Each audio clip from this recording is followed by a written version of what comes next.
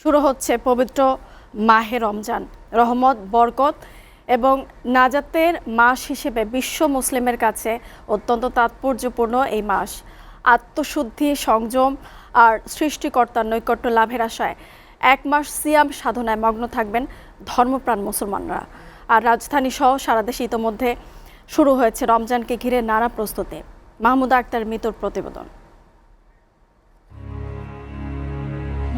পবিত্র কুরআনে রমজানকে মুসলমানদের জন্য তাকওয়া অর্জনের মাস হিসেবে উল্লেখ করা হয়েছে। ইসলামের 5 স্তম্ভের একটি হলো রোজা। তাই আত্মসংযম, ধৈর্য ও সহমর্মিতার শিক্ষা নিতে রোজার বিকল্প নেই। রমজানকে সামনে রেখে মসজিদগুলোতে চলছে পরিষ্কার পরিচ্ছন্নতা। তারাবির নামাজের প্রস্তুতির পাশাপাশি ধর্মীয় আলোচনার আয়োজন। খেজুর, ছোলা, বুট, ডাল, তেলসহ নিত্য প্রয়োজনীয় পণ্যের কেনাকাটায় ব্যস্ত মানুষ। সংযম, সহমর্মিতা আর আত্মশুদ্ধির বার্তা নিয়ে প্রতি বছরই আসে মাহে রমজান।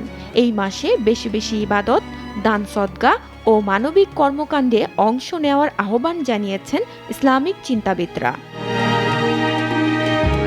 রমজানের চাঁদ দেখার সাপেক্ষে শুরু সিয়াম সাধনা। ধর্মীয় ভাবগাম্ভীর্যের মধ্য দিয়ে দেশ জুড়ে উদযাপিত হবে পবিত্র এই মাস। Mahmuda Akter Mitu, SA TV, Dhaka.